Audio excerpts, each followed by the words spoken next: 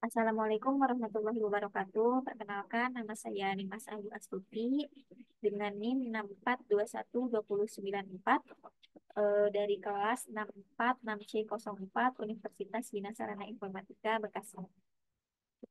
Dalam hal ini, saya akan menjelaskan tentang uji validitas dan uji reliabilitas menggunakan SPSS yang menggunakan aplikasi atau software SPSS. Secara singkat, uji reliabilitas dan uji validitas ini adalah merupakan alat ukur untuk penelitian ya, yang digunakan dalam penelitian biasanya. Lalu untuk validitas sendiri ini adalah untuk menilai seberapa akurat alat ukur untuk eh, alat ukur yang digunakan. Sedangkan reliabilitas adalah untuk menilai seberapa konsisten alat ukur tersebut. Oke, sebelum melakukan uji validitas dan reliabilitas menggunakan SPSS, baiknya kita siapkan terlebih dahulu datanya, data kuesioner yang sudah kita olah terlebih dahulu di Microsoft Excel seperti ini. Ini ada tiga variabel dan ada satu variabel terikat. Ada tiga variabel bebas dan ada satu variabel terikat. Masing-masing variabelnya ada 4 item. Oke, setelah itu kita setelah datanya sudah ada, kita buka SPSS-nya. Ini lalu untuk namanya kita ubah menjadi item-item dan variabel yang sesuai dengan di Excel yang tadi kita buat. Pertama ada X1.1, lalu ada X1.2, X1.3, X1.4, dan X1 sebagai totalnya. Lalu ada X2.1, X2.2, X2.3, X2.4, dan X2. Kemudian dilanjutkan dengan X3.1, X 3.2, X3.3, X3.4, kemudian ada X3 sebagai totalnya, lalu ke variabel dependennya Y1.1, Y1.2, Y1.3, dan Y1.4, kemudian Y1. Oke, untuk type, width, dan desimal, desimal kita ubah menjadi 0, kita ubah menjadi 0,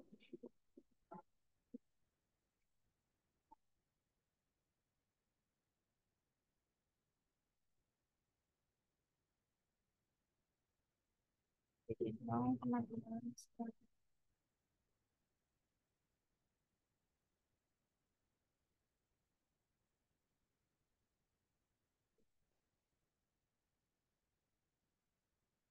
Oke, lalu untuk labelnya di sini kita kasih total X1,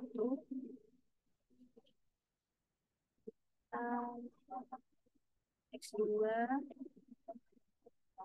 total X3, dan total Y1. Kemudian untuk values-nya none, missing none, kolom 8, lainnya right.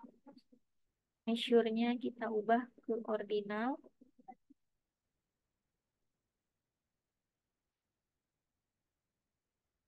Hmm,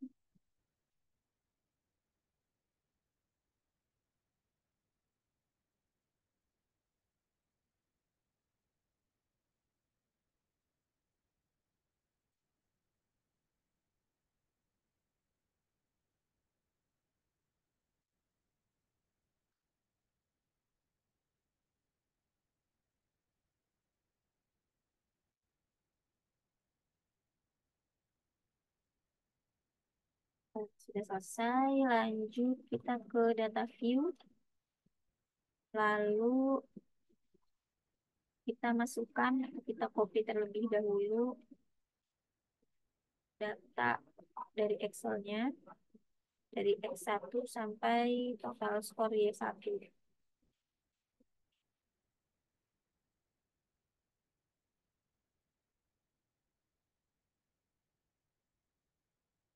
Kita Ctrl C atau copy, lalu kita paste di sini, di data view.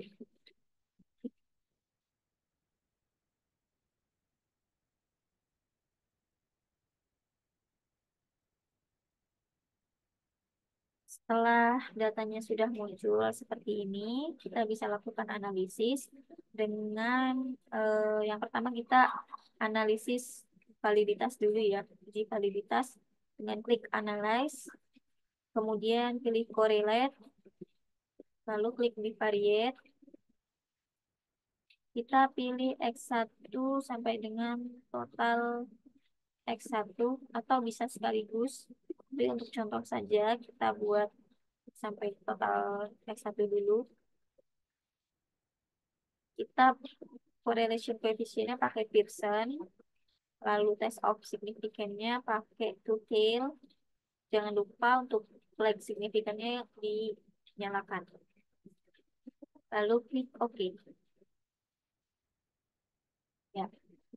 Berikut adalah hasil atau output dari analisis bivariate-nya atau uji validitasnya untuk variabel X1 ya. Nah, cara membacanya adalah Pearson correlation ini adalah R hitung. Sini R hitung dari total X1 ini adalah 0,877. Untuk nilai signifikannya adalah 0,00 dan N-nya respondennya adalah tadi jumlahnya 51. Total 51 ya. Bisa kita pastikan kembali untuk total respondennya dari sini. Kita lihat saja.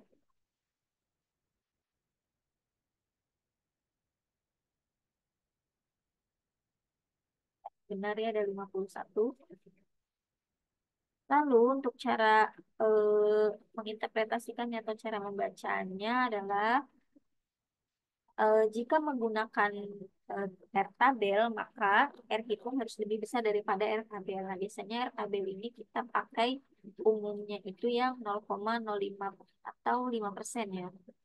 Nah, kita lihat R hitung kita adalah 0,877, artinya lebih besar daripada 0,05. Untuk R tabelnya bisa kita lihat di tabelnya. Nah, untuk yang 0,05 ini, untuk N51 itu ada di 0,2706. Nah, tadi R hitung kita adalah 0,877. Artinya lebih besar daripada R tabel ya, R hitungnya. Nah, ini bisa dikatakan total X1 ini atau variabel X1 ini adalah valid untuk item-itemnya. Nah, setiap itemnya ini sudah valid, setnya sudah di atas 0,2706. Lalu untuk nilai signifikannya adalah 0,00. Sedangkan kalau untuk nilai signifikan itu harus lebih kecil daripada 0,005. Ya kan? Artinya di sini bisa kita katakan valid karena nilainya lebih kecil daripada 0,005. Seperti itu. Baik, kita bisa lanjutkan untuk uji reliability-nya. Langkah-langkahnya sama seperti uji validitas, disiapkan datanya terlebih dahulu, kemudian diinput ke dalam data view SPSS, lalu kemudian nanti kita klik analyze, kita pilih scale, masuk ke reliability analysis. Nah, ini bisa untuk contohnya kita pakai X1 lagi, tapi tidak dengan totalnya. Jadi cukup sampai X4 saja. X1,4. Kita masukkan modelnya alpha, Kemudian pilih statistik, kita checklist scale if item delete. Kemudian klik continue, lalu klik OK. Nah, ini hasilnya untuk uji reliability-nya. Kita menggunakan model Cronbach Alpha ya. Cronbach Alpha ini nilainya 0,06 atau setara dengan 6%. Kita lihat untuk hasilnya adalah 0,889 untuk 4 item dari pertanyaan atau pernyataan dari variabel X1. Kita lihat lagi untuk semuanya, untuk keseluruhan per itemnya itu sudah di atas 0,06 ya. Di sini di 0,0 ada 0,855, 0,852, 0,837 dan 0,883. Artinya lebih besar daripada 0,06. Jadi bisa dikatakan untuk 4 item ini adalah reliable atau konsisten. Seperti itu. Baik, untuk uji validitas dan uji reliabilitas untuk tutorialnya cukup hanya segitu saja. Untuk variabel yang lainnya bisa dilakukan atau diulangi langkah-langkah yang sama sampai mendapatkan hasilnya, kemudian diinterpretasikan sesuai dengan nilai-nilai yang telah ditentukan. Lalu bisa dipindahkan ke eh, proposal penelitian masing-masing. Seperti itu.